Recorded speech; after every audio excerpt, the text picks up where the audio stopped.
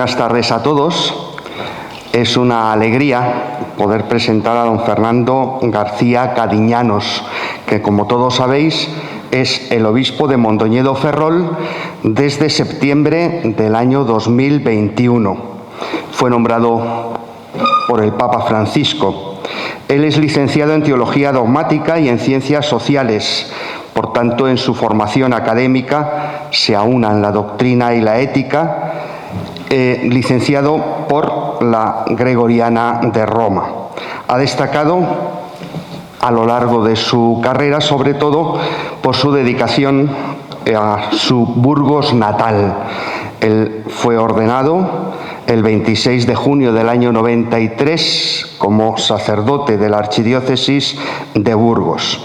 Como decíamos, es bachiller en Teología por la Facultad de Teología del Norte de España de Burgos y licenciado en Teología Dogmática y en Ciencias Sociales con especialidad en Doctrina y Ética Sociales por la Universidad Gregoriana de Roma.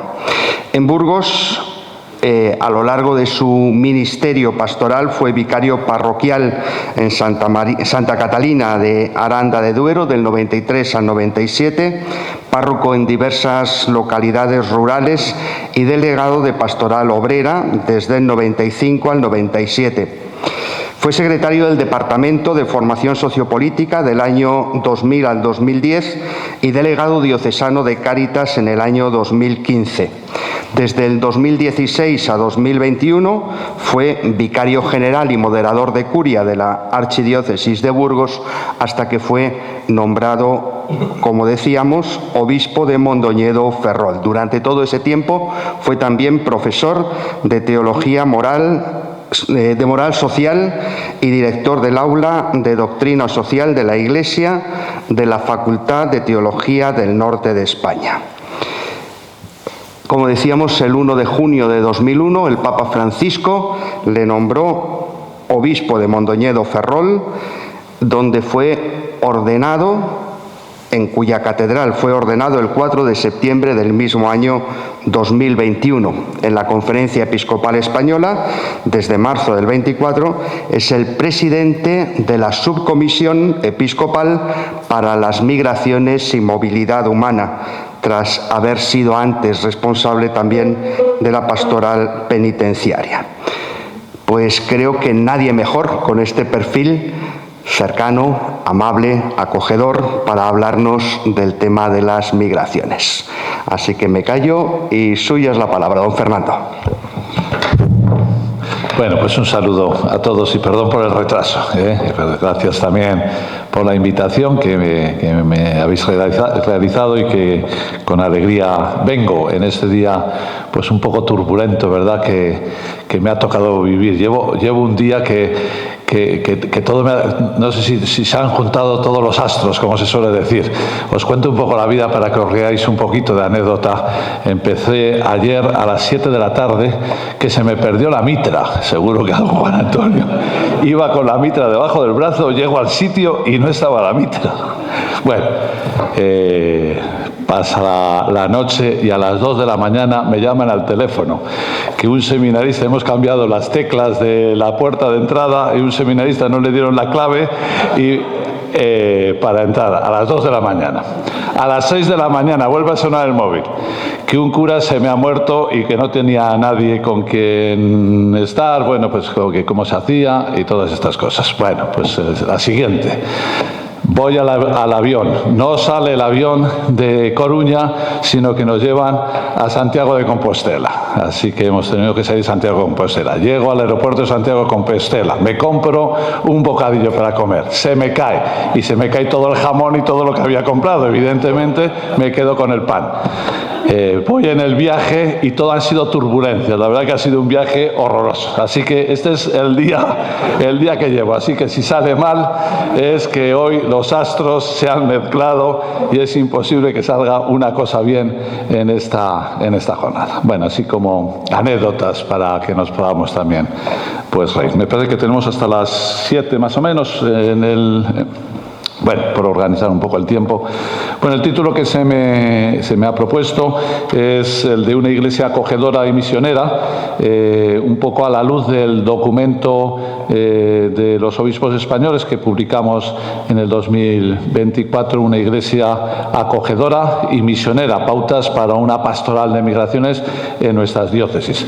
Y en este marco de este documento, que yo sobre todo os invito a que lo leáis, porque yo creo que al final los documentos pues siempre están más pensados, más sosegados, se matiza más y evidentemente pues hay una reflexión y hay muchas personas detrás de cualquier documento de la Conferencia Episcopal, pues a la luz de este documento un poco como eco y recordando pues sus ideas principales o sus claves fundantes, pues es un poco las que yo voy a tratar de compartir con vosotros.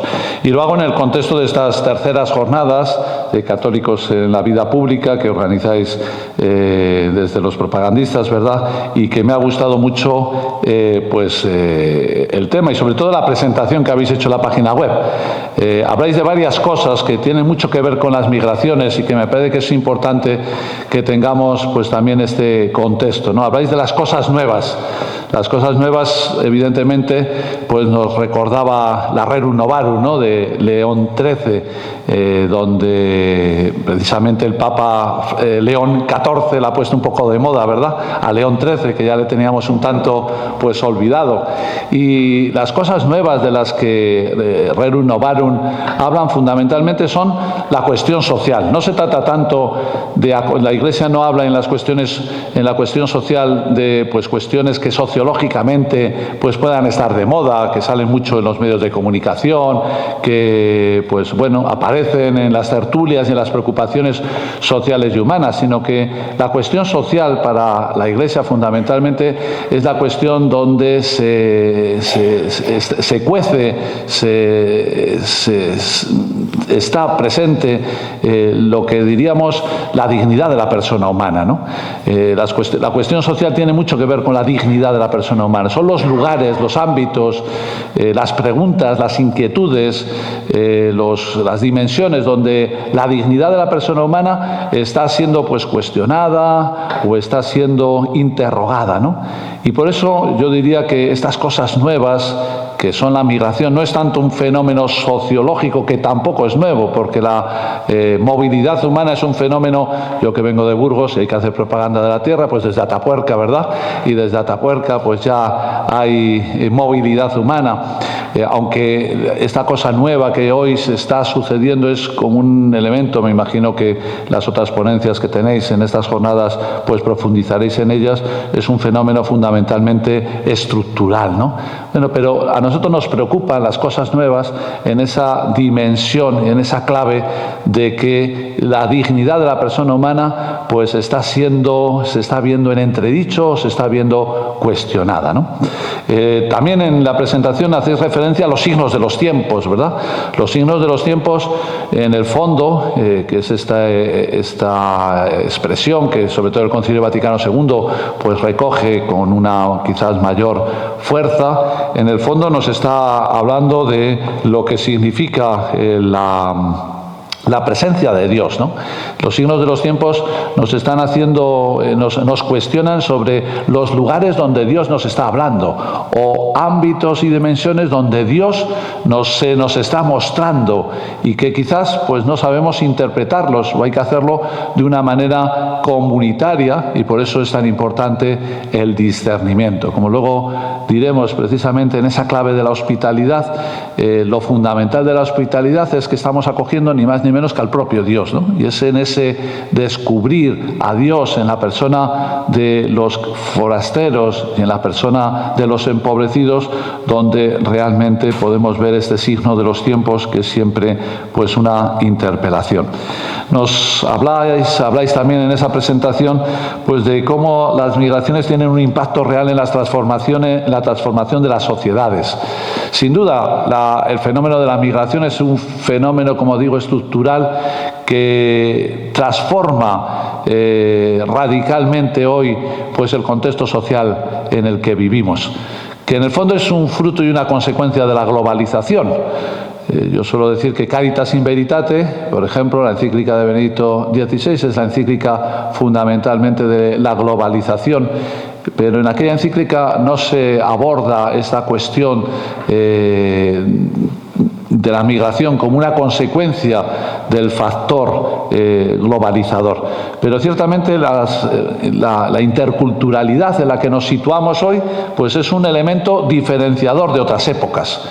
Ayer, el miércoles pasado, se presentaba en Santiago de Compostela el informe FOESA. Sabéis que el informe FOESA sobre la realidad social española se hizo un informe a nivel global, pero luego hay un informe por comunidades autónomas. Me imagino que por Madrid también habrá un informe a nivel de comunidad autónoma. Y el otro día pues se presentó en Santiago sobre el informe referido a la comunidad autónoma de Galicia.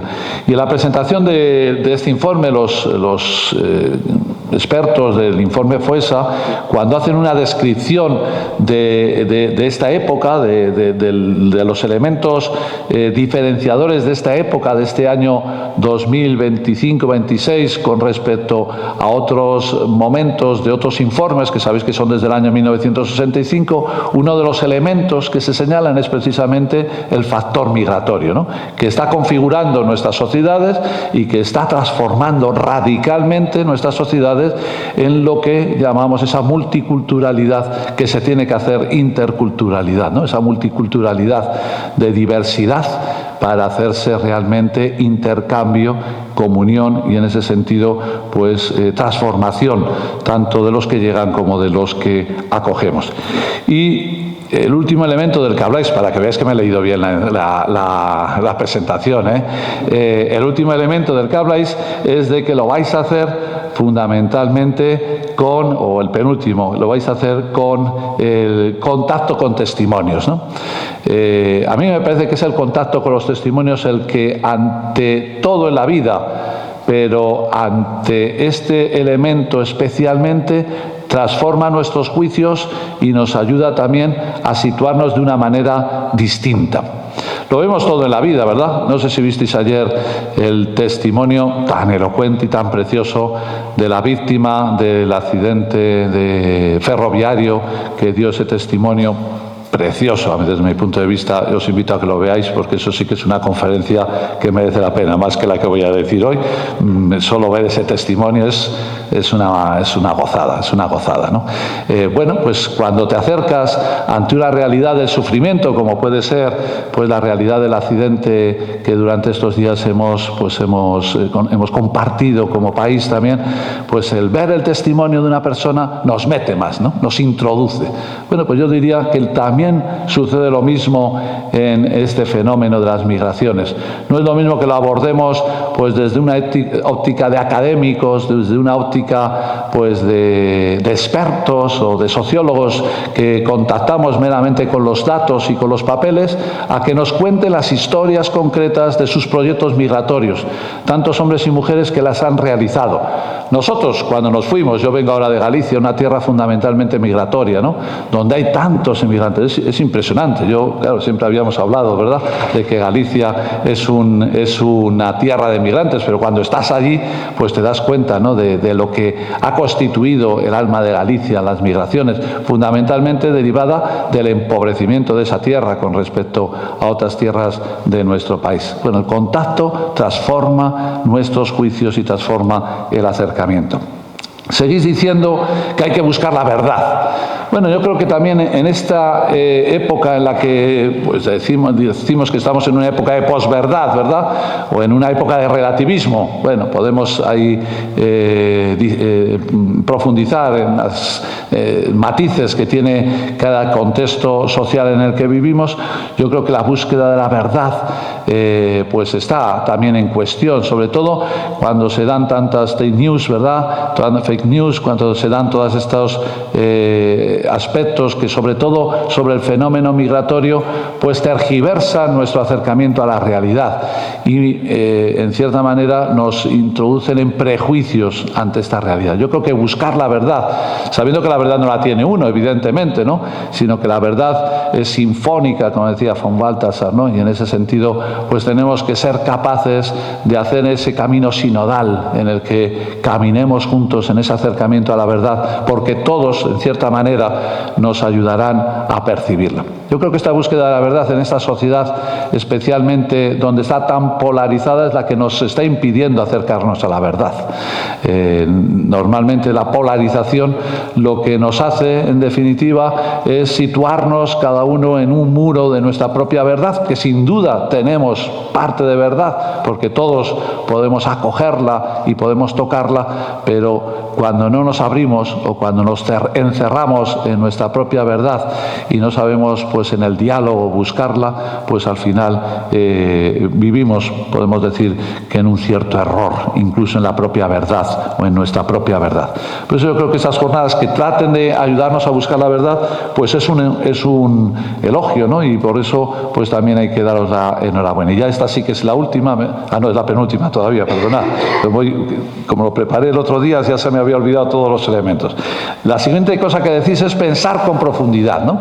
Yo creo que ante la doctrina, ante la realidad de las migraciones, tenemos que ser capaces de pensar con profundidad, para no quedarnos en las apariencias, sino en esa clave de meternos en lo que significa y supone los fenómenos migratorios, pues ser capaces desde ahí hacerlo. Y ahora sí, iluminar desde el Evangelio y la doctrina social de la Iglesia. Evidentemente, desde la Asociación Católica de Propagandistas tenemos este elemento que nos diferencia en ese acercamiento de la realidad y en esa búsqueda de la verdad, que es el Evangelio, que es unas claves distintas, porque en el fondo, cuando nos acercamos desde el Evangelio, intentamos hacer nuestros los sentimientos de Cristo. Y esa es la pregunta que siempre podemos hacernos, ¿no? ¿Qué siente Cristo ante los emigrantes? ¿Qué siente Cristo ante los extranjeros? ¿Qué siente Cristo y cómo se acerca a Cristo ante las realidades de los que vienen de fuera? Y hacerlo con esa mirada de la doctrina social de la Iglesia, que en el fondo es el Evangelio social, ¿no? Sabéis que muchos hablan de la doctrina social de la Iglesia como ese quinto Evangelio, porque en el fondo es la concreción del Evangelio en esas claves de lo que significa los problemas sociales. Bueno, quiero, hecha esta presentación y habiendo echado mucho incienso, ¿verdad?, a los organizadores y pues habiendo alabado, pues, el planteamiento que tenéis en la cuestión y que me parece, pues, tan necesario que se realicen foros, pues, parecidos o semejantes a este, que nos ayuden, pues, a hacer frente a este reto, no problema, sino reto, como es el tema de las migraciones, pues trato un poco de hacer mío este desarrollo o profundizar en estas claves que vosotros habéis dicho. Lo primero que se me ocurre es que es un tema que necesita mucho de evangelio, ¿no? Como bien habéis señalado, ante la realidad de las migraciones nos podemos situar desde muchas perspectivas, pero desde luego en este contexto yo creo que la perspectiva adecuada es la perspectiva que nos da siempre la lectura del Evangelio, que siempre es una llamada a la conversión, que siempre es una transformación y que siempre nos sitúa de una manera distinta a como lo haríamos. En el fondo, eso es el encuentro con Jesús, ¿no? El encuentro con Jesús, que es el Evangelio, eso es en el fondo, el encuentro con Jesús, pues es un nuevo nacimiento, y ese nuevo nacimiento y significa también nacer de nuevo ante estas realidades sociales en las que nos situamos y las que tenemos que afrontar. Por eso yo creo que el Evangelio nos ayuda a diferenciar, o al menos a mí me gusta que seamos capaces de diferenciar entre lo que son las migraciones, el fenómeno de las migraciones y la persona migrante. Yo creo que Jesús en el Evangelio no hace grandes discursos, pues, sobre problemáticas de su tiempo, sino que lo que se hace es hacerse el encontradizo con cada persona. ante el tema, por ejemplo, del samaritano, pues no hace un discurso sobre lo que sería la delincuencia o lo que serían los extranjeros, sino que él hace un encuentro con cada persona. Y ese encuentro con las personas es el que nos ayuda, pues también a situarnos de una manera diferente en la realidad. Yo creo que también el pensamiento del Papa Francisco se sitúa en esta clave, ¿no? El hablar más de situaciones concretas que de discursos genéricos. Y yo creo que ante el tema de las migraciones, pues en este foro yo os invitaría a que no pensáramos tanto en lo que son las migraciones como fenómeno genérico, sino que nos fijásemos en las personas concretas que desarrollan en su vida sus procesos y sus procesos vitales migratorios, con lo cual pues la perspectiva es distinta. Y en este tema del Evangelio pues nos invita a hablar fundamentalmente en esa clave que el Evangelio habla, ¿no? La semilla, la levadura, es decir, nos habla de lo pequeño, nos habla de lo que a veces es insignificante, nos habla de lo que a los ojos del mundo quizás no es poderoso ni es fuerte, pero que sí que nos habla de transformación, de cambio, de renovación, de brotes verdes, nos habla de nuevo nacimiento, ¿no? Yo creo que ante el tema de la realidad de las migraciones, cuando la vemos desde esta perspectiva personalista y lo hacemos desde el Evangelio, pues nos tenemos que situar como Iglesia en esta clave en medio de nuestra sociedad de querer ser semilla, de querer ser levadura, de querer ser buena noticia, de querer ser nueva creación. Y por eso hacerlo pues desde esa clave de minorías creativas, ¿no? Y significativas, que hacen realidad esa presencia del reino, haciendo vida el Evangelio de Jesús. Los cristianos somos pocos, quizás cada vez somos menos, pero tenemos que ser, en ese sentido, esos anahuín, ¿no? Los pobres del Evangelio, ese resto, ¿no? En medio de la masa que sea capaz de transformar y de hacer nuevo este mundo, para que el reino de Dios, que ya lo ha hecho presente Jesús con su muerte y con su resurrección, pues vaya haciéndose presente también en esta realidad de las migraciones. Y por eso ante este tema necesitamos siempre conversión. Yo creo que ante este tema de las migraciones siempre hay una invitación a la conversión, para que los valores de Jesús y los valores del reino se hagan más presentes en nuestra vida y realmente ante esta problemática, ante esta nueva cuestión social, seamos capaces de afrontarlo desde estas claves que el Evangelio nos propone. ¿Y cuáles serían como las perspectivas que en el Evangelio, desde el Evangelio, podemos percibir y tenemos que hacer como muy nuestras para afrontar adecuadamente esta realidad de los migrantes que vienen a nosotros? Pues yo diría que la primera es la clave de la hospitalidad. La hospitalidad es como un núcleo constitutivo de lo que es la experiencia creyente y especialmente la experiencia cristiana. La hospitalidad pertenece a esa esencia de lo que significa haberse encontrado con Jesús y haber descubierto la persona y la buena noticia de Jesús. Dicen los expertos, los que se dedican a estas cuestiones, estoy pensando por ejemplo ahora pues en José Aparicio, que es un teólogo de aquí de Comillas, que tiene un libro muy interesante sobre el tema de la hospitalidad, que seguramente que lo habéis podido pues leer o escuchar, porque pues me imagino que se prodiga mucho. Procede de Mondoñedo, por eso también hay que hacer publicidad de la tierra. Procede de Mondoñedo, además de un abuelo que era ateo, con lo cual pues también se ve también la evolución en las familias. Bueno, pues él distingue entre tres tipos de hospitalidad, ¿no? Él dice que hay una hospitalidad contractual, en la que la pregunta que se hace es, pues, ¿qué puedo sacar de ti? Yo soy hospitalario contigo, pero en el fondo estoy buscando mi interés. Estoy intentando que la hospitalidad no me salga en balde, sino que la hospitalidad saque provecho de ella, ¿no? Y que de esa hospitalidad pues pueda tener un beneficio. Bueno, pues somos hospitalarios a veces pues con jefes de Estado, ¿no? Que al final pues son relaciones, son encuentros, son agendas, son teléfonos. Bueno, soy hospitalario. ¿Pero hay una hospitalidad realmente gratuita o es una hospitalidad en la que...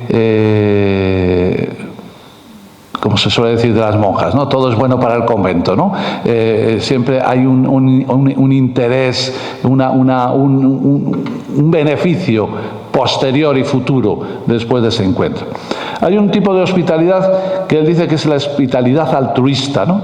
Es la hospitalidad en la que uno se hace esa pregunta: ¿en qué te puedo ayudar? Realmente hay una búsqueda, podemos decir, humanista. Hay una búsqueda altruista de querer ayudar al otro, porque sin necesidad de esa dimensión de fe, esa dimensión trascendente, el bien también se da en el corazón humano, sin necesidad de la fe, ¿no? Es la búsqueda del bien del otro también por vías de la razón. ¿En qué te puedo ayudar? Y hay una hospitalidad teosénica, que es la de ¿qué me puedes contar de Dios? Es decir, en el encuentro con el otro, yo me encuentro con Dios. Y en el encuentro con el otro, no solo te ayudo, sino que Dios se hace presente en ese encuentro y en cierta manera Dios se me revela.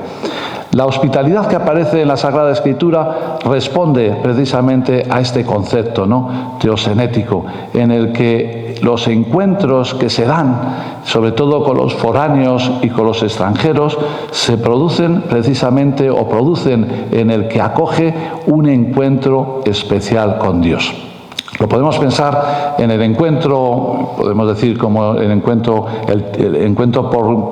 por esencia, el arquetipo de la hospitalidad, que es el encuentro de Abraham en la encina de Mambré, ¿no? Cuando se encuentra con aquellos personajes que iban en el ardor del día y les invita a acercarse a su casa, como esa imagen, ¿no?, ese icono de la Trinidad.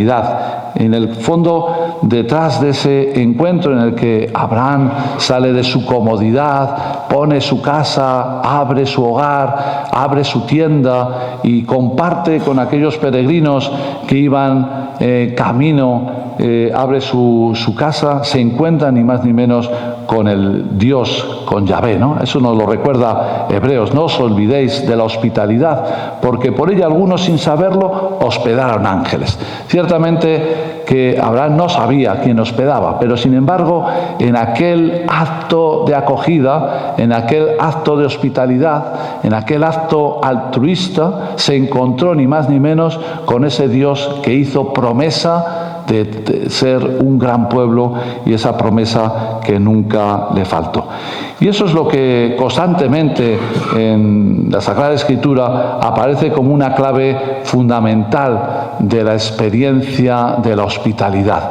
En el forastero nos encontramos ni más ni menos con el propio Jesús. En ese pasaje, ¿no?, de Mateo 25, que tantas veces pues hemos escuchado y que supone también pues como una especie de revisión a nuestra propia vida moral y nuestra propia vida evangélica, en el fondo en el forastero está el propio Jesús, y Jesús detrás de él se esconde. Había una señora de una de las parroquias que yo atendía que decía muchas veces, dice: a Jesús le gusta juzgar al esconderite. A mí me parece que es una idea bonita, ¿no? Le gusta jugar al esconderite porque se esconde en el preso, en el enfermo, en el extranjero. ¿Y cuántas veces en el Evangelio, podríamos desarrollar aquí este tema, pero si no, no termino a las 7, ¿verdad? En el Evangelio aparecen un montón de extranjeros que son modelos para los discípulos de Jesús. El buen samaritano, el romano, la cananea, los magos, cuántos personajes extranjeros son puestos en evidencia por parte de Jesús, porque detrás de ellos y detrás de la acogida, detrás de lo que significan, nos están revelando y nos están mostrando el rostro de Dios. Bueno, la primera clave para acceder desde el Evangelio, por tanto, a este tema de las migraciones es el tema de la hospitalidad. Y la segunda, yo creo que es la clave de la misión. El documento de los obispos se titula así, ¿no? Se titula Comunidades acogedoras y comunidades misioneras. Porque la importancia o la identidad de la Iglesia, el ser de la Iglesia, la razón de la Iglesia, el fin de la Iglesia no es otro sino el de la evangelización, ¿no? La misión. Estamos para anunciar a Cristo, estamos para provocar el encuentro con Cristo, estamos para hacer realidad el mensaje de Jesús. Y eso es ser misionero. En el fondo, si queremos ser misioneros, queremos realmente pues llevar a Cristo a todos. Pero llevar a Cristo a todos, hoy en el magisterio de la Iglesia, sobre todo, pues nos lo recordaba Benedicto XVI especialmente, y luego el Papa Francisco, nos invitaba a que lo hiciésemos no tanto por discursos bien elaborados, no tanto por tesis bien construidas, no tanto por un pensamiento bien ordenado, que evidentemente también hay que hacerlo, sino que lo tenemos que hacer fundamentalmente por atracción. Es la atracción, nuestro estilo de vida, como ya Tertuliano lo decía, ¿no? Mirad cómo se aman, es esa vida distinta, esa vida diferente de los cristianos la que ayuda, la que provoca, la que hace realmente misión en medio del mundo.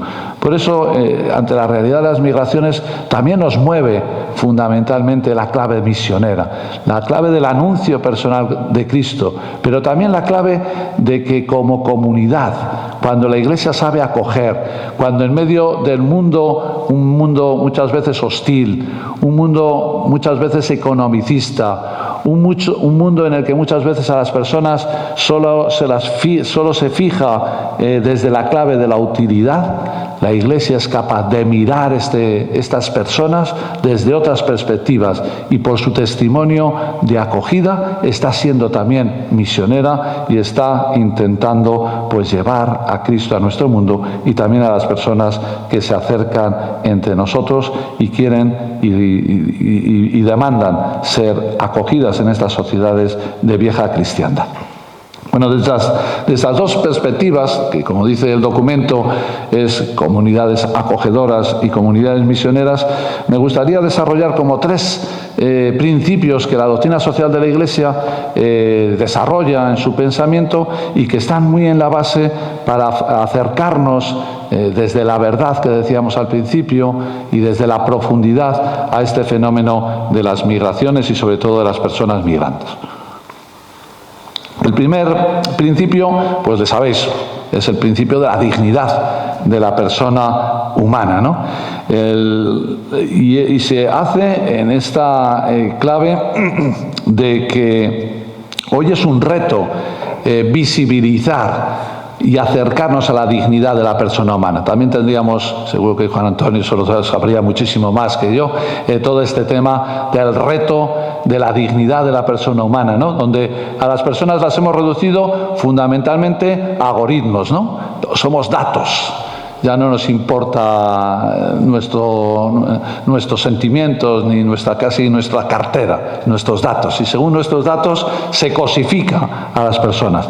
En un mundo donde la inteligencia artificial pues muchas veces nos está cosificando, pero todo lo que lleva la inteligencia artificial, porque luego va a mover un montón de realidades, ¿no?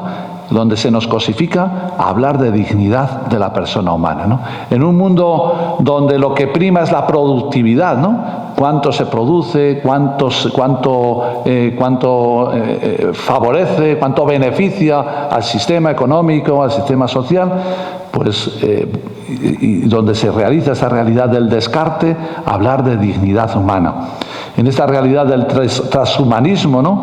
Pues donde pues desde la elección genética, la selección genética, pues puede producir pues fundamentalmente desigualdad, hablar de dignidad humana. En un mundo donde se da el relativismo, donde se manipula la verdad, hablar de dignidad humana. Bueno, podríamos ahí pues profundizar en cada una de estas claves donde está en riesgo la dignidad de la persona humana. Por eso a mí me parece que es fundamental recordar aquello que Juan Pablo II nos decía, ¿no? Decía Juan Pablo II que quizás el mejor servicio que la Iglesia va a hacer a este siglo XXI, en el que ya hemos pasado el primer cuarto, ¿verdad?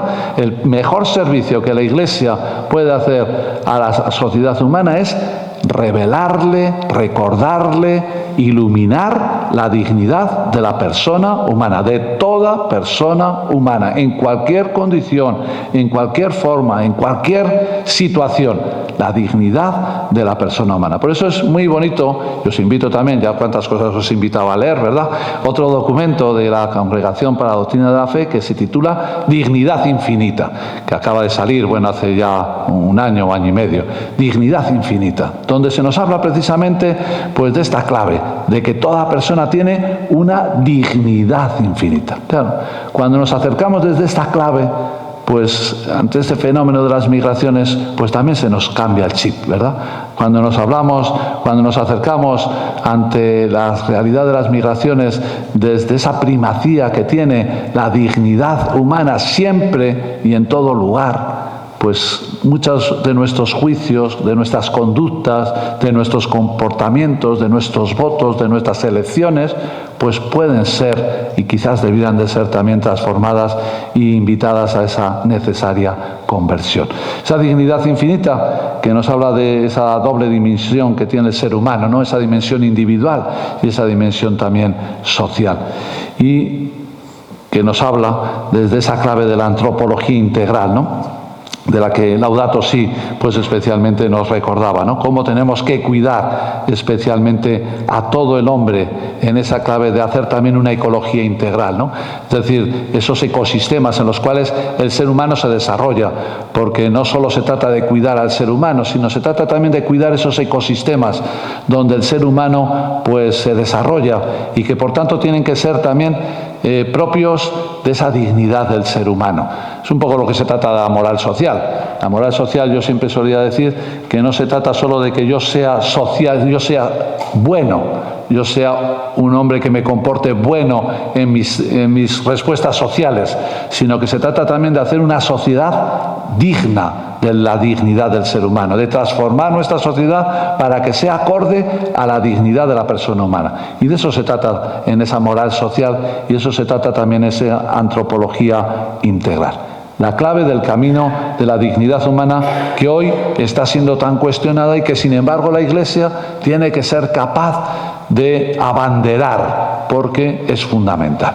Y junto a ese principio de la dignidad de la persona humana, la doctrina social de la Iglesia nos habla del tema del bien común, ¿no? Ese bien común que también hoy está en crisis, porque en una sociedad fundamentalmente individualista, el bien común pues desaparece y por tanto se habla más de ese bien individual en el que muchas veces contraponemos con el bien común. Ese bien común que Benedicto XVI recordaba que es el bien de todos nosotros, es el bien de ese todos nosotros, formado por individuos, familias y grupos intermedios que se unen en comunidad social. Es pensar en clave de comunidad, para que nadie quede al margen de la comunidad. Es construir fundamentalmente la comunidad. Y el bien común, ya lo decía Juan XXIII, el bien común se hace siempre desde esa clave universal. Yo creo que esta es una aportación siempre importante de la doctrina social de la Iglesia, porque tiene siempre una perspectiva universalista. El bien común siempre tiene esta lectura universal. No cabe solo una lectura, por así decir, nacional, no cabe una lectura sectorial, sino que fundamentalmente el bien común nos abre siempre también las ventanas, abrir un corazón hacia una dimensión siempre mucho más amplia, de ese todos nosotros que en una sociedad globalizada la conforma esta aldea común en la que vivimos, que es todo el mundo. Por eso me gusta recordar este texto de Juan Pablo II en el año 2001. Juan Pablo II decía en el año 2001: si bien es cierto que los países altamente desarrollados no siempre pueden absorber a todos los que emigran, hay que reconocer, sin embargo, que el criterio para determinar el límite de soportabilidad no puede ser la simple defensa del propio bienestar, descuidando las necesidades reales de quienes tristemente se ven obligados a solicitar hospitalidad. Bueno, en este debate, si cabemos todos o no cabemos todos, que no voy a entrar en la cuestión. En este tema, el Papa Juan Pablo II nos decía, cuando se habla de una acogida, ahora se me ha ido el nombre. Cuando se habla de la acogida, tenemos que tener en cuenta que la soportabilidad no la tenemos que fijarnos solo en términos de bienestar económico, sino que tenemos que tener una perspectiva más amplia de la que nos habla precisamente el bien común, porque si no, solo nos quedaremos en una dimensión muy marcada por una perspectiva que engloba el bien común, pero no lo es todo. Y Juan Pablo II, en otro de sus discursos, dice lo siguiente en esta perspectiva de trabajar y de fomentar el bien común. La experiencia demuestra que cuando una nación tiene el coraje de abrirse a la migración, se ve recompensada con un mayor bienestar, a partir de una sólida renovación social y de un vigoroso impulso hacia metas económicas y humanas sin precedentes. Lo dice Juan Pablo II, lo dice el Papa Francisco, que a veces siempre nos hemos centrado más en el discurso del Papa Francisco, pero estos son textos recogidos por el San Juan Pablo II, ¿no? Y él nos habla de cómo el abrirnos y vivir en esta clave de la migración evidentemente nos ayuda a renovarnos y a crecer como sociedad. Claro, en esta clave del bien común, evidentemente, tenemos que hablar de esos otros elementos que la doctrina social de la Iglesia habla y que evidentemente no puedo afrontar en 3/4 de hora, pero sí que hay que recordar, ¿no? Y que el documento de los obispos también nos señala, ¿no? La necesidad de una autoridad mundial para que conduzca a toda la comunidad internacional en esta lectura del bien común, descubriendo que ante el fenómeno de las migraciones el concurso de la comunidad internacional es muy importante, porque es un factor globalizador, porque es un factor que afecta a todas las sociedades y que por tanto no se pueden dar respuestas parciales únicamente desde una única nación, sino que es todo el contexto mundial el que tiene que afrontar esta realidad. El tercer principio que la doctrina social de la Iglesia nos habla para iluminarnos y para hacer este proceso de conversión y de acoger los sentimientos de Cristo en nosotros es el principio del destino universal de los bienes, ¿no? Lo desarrollo, entiendo que vosotros estáis ya un poco introducidos en esta clave de la doctrina social de la Iglesia y sabéis que este es uno de los principios fundamentales de la enseñanza social. Es recordarnos fundamentalmente que los bienes de la tierra están destinados a satisfacer las necesidades de todos los seres humanos, no solo de una parte de los seres humanos, sino de todos los seres humanos, ¿no? Esta dimensión social, por tanto, que tiene la propiedad y que, por tanto, es el elemento que nos ayuda a interpretar adecuadamente el principio o el ejercicio de la propiedad privada, ¿no? La propiedad privada que no se sitúa como un principio natural, sino que tiene que ser leído desde esta clave que ilumina, interpreta y ayuda en su justo discernimiento para que la propiedad llegue a todos, sobre todo en lo que se necesita para su propio desarrollo y crecimiento personal. Por eso en este destino universal de los bienes, la Iglesia siempre habla de esos dos derechos que se deben de conjugar, ¿no? El derecho a la inmigración y el derecho a la no migración. El derecho a migrar y el derecho a no migrar. Es decir, en el fondo se nos está hablando de la libertad que cada ser humano tiene o no tiene a la hora de desarrollar sus propios proyectos migratorios, ¿no? Si nos acercamos a mucha realidad migratoria, muchas veces ellos nos dicen que no han sido libres para salir, sino que se han visto obligados por la situación, porque son muy pocos los que en el fondo quieren salir de su tierra, son muy pocos los que por propio interés, si no hay una obligación externa la que les lleve a salir de su propia casa para ir a otra casa. el derecho, el destino universal de los bienes ilumina también toda esta clave y también nos sitúa en un fenómeno pues más global, ¿no? De que ante el tema de las migraciones nuestro compromiso tiene que ser también por la lucha, por la justicia en lo que son las estructuras económicas, en lo que significa la dimensión estructural y lo que significa también el sistema económico para hacer un mundo menos inicuo y un mundo donde se establezca pues la justicia y el desarrollo entre todos los pueblos. Bueno, pues desde estos tres principios, como veis, he dicho dos claves, ¿no? Por no perdernos, la clave de la hospitalidad, la clave de la misión, tres principios: el principio de la dignidad de la persona humana, el principio del destino universal de los bienes y el principio del bien común.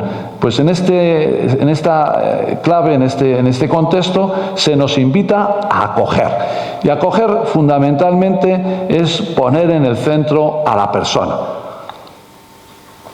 Como hemos dicho antes, se nos invita a descubrir su dignidad y no tanto su situación, porque la situación de migración es una situación concreta. Las personas que emigran son personas que emigran en un momento vital, pero no son toda la vida migrantes, o al menos no lo debieran de ser, son personas. La migración no deja de ser una característica. A veces ponemos dos migrantes y ya les situamos en toda su vida, en toda su eternidad futura. Pero la realidad de la migración es un proceso que tiene una temporalidad. Bueno, la acogida tiene que ver mucho con el poner en el centro a las personas. La acogida auténtica a la que nos invita la Iglesia no es asimilación, sino la integración, que es muy diferente a la asimilación, ¿no? La asimilación es que sean como nosotros. La integración es distinta. En el fondo yo suelo decir que la integración es un poco como cuando mi madre echa en el vino un poquito de agua, ¿no? Para que no se le suba a la cabeza. Echa agua en el vino, vino en el agua, y ya no es agua y tampoco es vino, es otra cosa. Bueno, pues algo así sucede en lo que significa la asimilación. En la asimilación hay algo que permanece y hay algo que cambia y que se muta. Y a eso se nos invita cuando queremos ser comunidades acogedoras. Se nos invita no solo a dar la bienvenida y a tener las puertas abiertas, sino que se nos invita a enriquecernos mutuamente, porque detrás de la acogida hay un encuentro personal, y en ese encuentro personal nos enriquecemos, tanto ellos como nosotros. Porque la acogida no es un momento, no solo nos acogemos en un momento puntual, no solo acogemos cuando viene una persona migrante a nuestro despacho de Cáritas y ya le hemos acogido, sino que la acogida es un proceso que dura largo tiempo, porque la acogida sabemos que es muchas veces compleja y complicada. La acogida tiene mucho que ver con oír, o mejor, tiene que superar lo que es oír para escuchar. No es lo mismo oír que escuchar, ¿verdad? Lo sabemos muchas veces, lo decimos, que no es lo mismo oír que escuchar. Escuchar es una escucha activa que provoca siempre un encuentro. Cuando decimos y nos invitamos mutuamente a acogernos, estamos invitándonos a escucharnos. Y para escucharnos hay que guardar silencio, para escucharnos hay que oír, para escucharnos hay que buscar también lo que de verdad y de valor tiene el otro. Detrás de la escucha hay muchas dimensiones. Fundamentalmente es crear un nuevo hogar, ensanchar esa tienda para que ese nosotros sea un nosotros más amplio. Y la acogida, en definitiva, como decía antes, como en esa imagen del vino y del agua, no es seguir como estamos, sino crear una nueva identidad sin miedo a desarraigarnos. Porque detrás de la acogida siempre viene una transformación del que es acogido y del que también ejerce la acogida. Bueno, pues a esto se nos invita, ¿no?, a ser comunidades acogedoras. Y ya muy sucintamente, porque ya se me pasa el tiempo, pues querría decir, pues como 7 cosas, las voy a decir solo así en forma de flash, que tendríamos que trabajar, yo creo, si quisiéramos profundizar en esta clave de ser comunidades acogedoras y misioneras, en esta clave de conversión, en esta clave de escucha del Evangelio, en esta clave de búsqueda de la verdad, en esta clave de hacer que nuestro corazón sea más acogedor, tendríamos que profundizar en 7 aspectos que nos ayudarán a ser comunidades más acogedoras. La primera es cuidar la espiritualidad. No se trata de voluntarismo, no se trata de un mandato, se trata de una experiencia y de una experiencia de Dios. Cuando alguien descubre el Dios que es Padre, cuando alguien descubre el Dios que es misericordia, ¿cómo puede nuestro corazón endurecerse ante el corazón y las necesidades de nuestros hermanos? Por eso, la urgencia de cultivar una espiritualidad profunda en nuestras comunidades para que sean realmente comunidades acogedoras. Cuando surge la xenofobia, cuando surge el racismo, no hay espiritualidad, no hay encuentro con Dios. No hay posibilidad de ese encuentro con ese Dios que es Padre y que es misericordia y que nos hace precisamente crear la fraternidad. Pongo ahí el ejemplo de la parábola del hijo pródigo, ¿no? La parábola del hijo pródigo, en el fondo el Dios Padre lo que quiere es generar esa fraternidad con ese extranjero que ha venido, o ese hermano tuyo que ha venido, pero que se ha malgastado y que incluso hasta se quiere aprovechar de tu propio ternero cebado. Pues vivir esa clave de la fraternidad solo se hace posible desde el encuentro con el Dios Padre. La segunda, trabajar por una mirada serena. Ante el fenómeno de las migraciones, yo creo que tenemos que descubrir esa clave positiva, hacer ese discurso positivo de lo mucho que nos aportan, de las esperanzas que nos traen. Yo no sé la experiencia de don Juan Antonio, pero la experiencia mía en mis comunidades parroquiales de Mondoñedo Ferrol es que cuando voy a muchas parroquias, yo digo, menos mal que están los migrantes, porque si no, cerrábamos esta iglesia. Los más jóvenes de las parroquias son nuestros hermanos latinos que están allí renovando y rejuveneciendo las catequesis, los grupos. Si no fuese por ellos, yo no sé vosotros aquí, igual aquí en Madrid como hay todo, pero en mis tierras cerraríamos pues prácticamente el 50% de las parroquias. Lo positivo que nos aportan desde el ámbito eclesial, de valores, de actitudes, de miradas, porque en el fondo nos estamos encontrando con Dios. Acordaros de eso que antes he dicho sobre la clave de la hospitalidad, ¿no?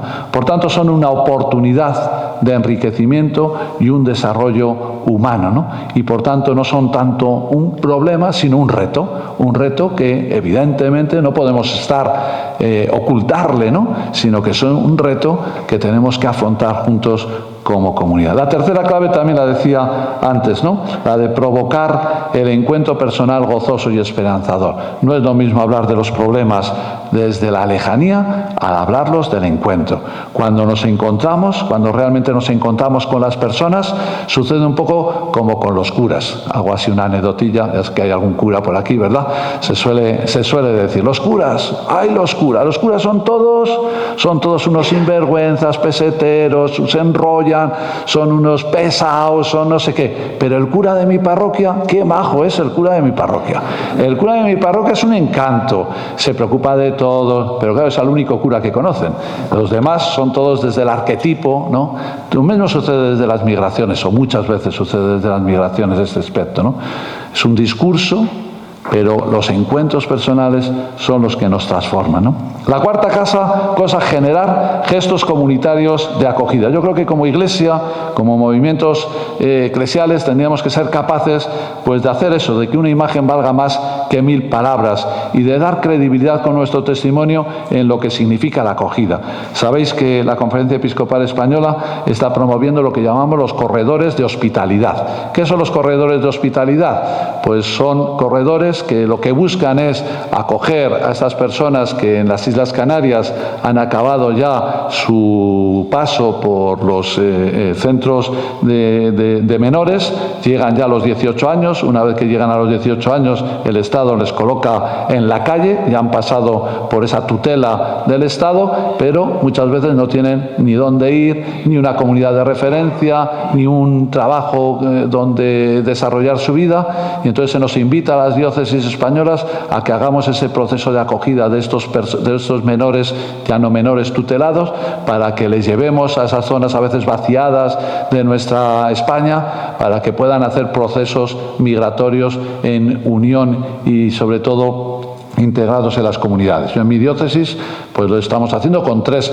chavales que están en una casa parroquial, que están en esos procesos pues también de integración, ¿no? Pues generar pequeños gestos. Evidentemente no solucionamos la cuestión migratoria, pero son pequeños gestos concretos, como tanta vida consagrada, vida religiosa también está haciendo en este tema. La quinta, fomentar la caridad política, ¿no? Yo creo que es importante ante este tema pues abordar la dimensión estructural que tiene, ¿no? Por ejemplo, estamos hablando de toda la ILP, con todos los procesos que ahora se han venido desarrollando, estamos hablando de los círculos de silencio, es decir, todas estas claves que nos ayudan fundamentalmente a descubrir que detrás del tema de las migraciones hay también unas estructuras políticas y una realidad política que tiene que ser transformada y que tiene que ser también pues cambiada y promovida. O podemos pensar en todo el tema de la ayuda al desarrollo, que ha bajado y que sin embargo es tan importante si queremos acometer toda esta cuestión. Y la última, cuidar la participación activa. No se trata de hacer cosas para los migrantes, sino se trata de hacer cosas con los migrantes y descubrir que ellos son ya sujeto activo y de transformación de este cambio social. Ellos son protagonistas y tienen que ser promotores de una nueva sociedad, y desde esa clave. Bueno, pues desde ahí una ilusionante tarea. Yo creo que lo que se nos propone es hacer este camino de descubrir que nuestra Iglesia está llamada a ser acogedora y misionera de las personas migrantes, y ahí se nos abre una perspectiva pues muy importante de hacer realidad el Evangelio de Jesús en este tiempo, en estas cosas nuevas de las cuales la migración es un fenómeno fundamental. Pues muchas gracias.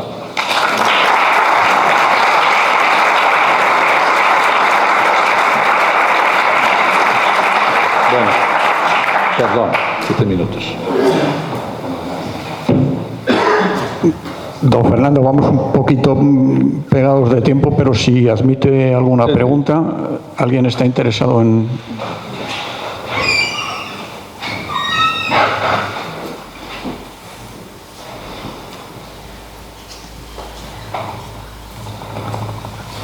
Ha quedado todo claro. Ah, no. Buenas tardes. Monseñor, más que una pregunta es usted cómo ve esto. Yo creo que hay un elefante blanco entre los católicos, y es el tema de la mayoría absoluta de musulmanes en las migraciones. Entonces, los católicos somos una minoría de los que estamos llegando. Nosotros venimos de Colombia. Y lo que se dice entre café y café y lo que se trata en las conversaciones es, no sé si es un temor en muchos o una duda o una pregunta, y es, bueno, nosotros como Iglesia Católica estamos llamados a acogerlos a todos, y estamos acogiendo un 5% de católicos y un 95% de musulmanes, un ejemplo.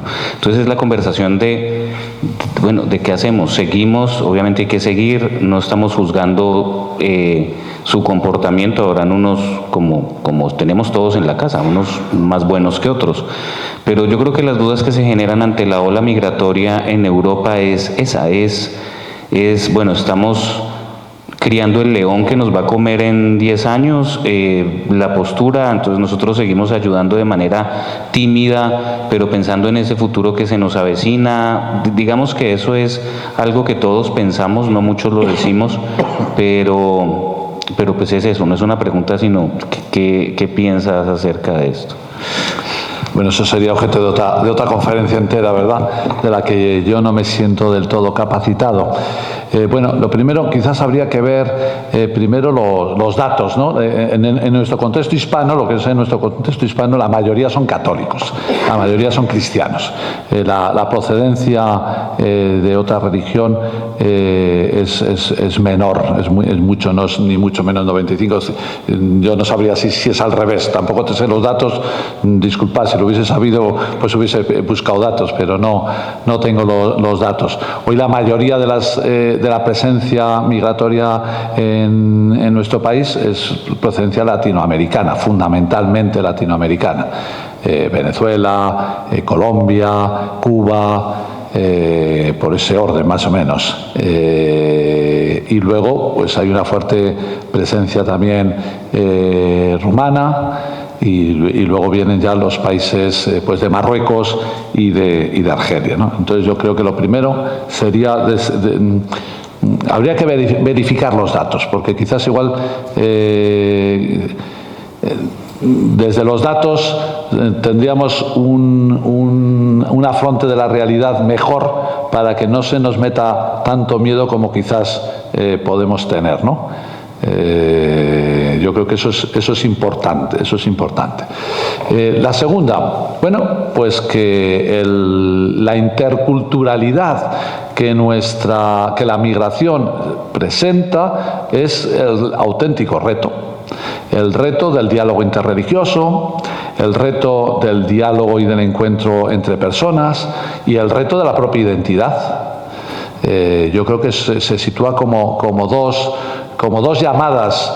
Despertaría también como dos leones, como tú has dicho, ¿no? Despertaríamos como dos leones. El primero, tenemos que ser capaces de dialogar y en el diálogo provocar también la transformación y el encuentro de ambos sujetos de diálogo, pero también tendríamos que despertar esa lucha por vivir yo con más ilusión mi identidad y mi fe, ¿no?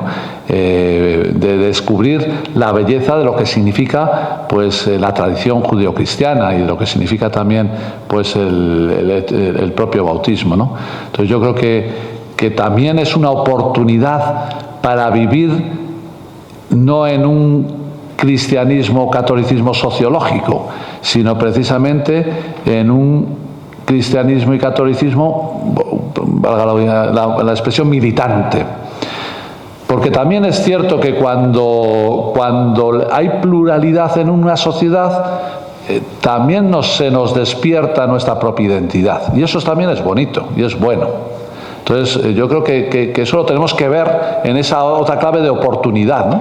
En esa clave de oportunidad, de percibir, pues que ante estas personas que nos vienen, ¿cómo me sitúo yo? ¿Cómo dar razones de mi propia esperanza, ¿no? Como dice el apóstol Pedro, ¿cómo dar razones de mi propia fe? ¿Y qué conozco yo de mi fe?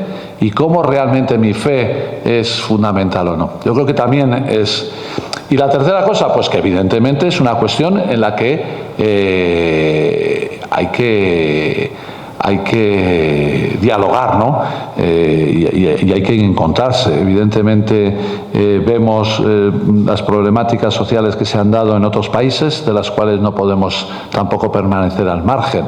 Y eso nos está indicando qué caminos son los que se tienen que hacer y qué caminos son los que no se tienen que hacer.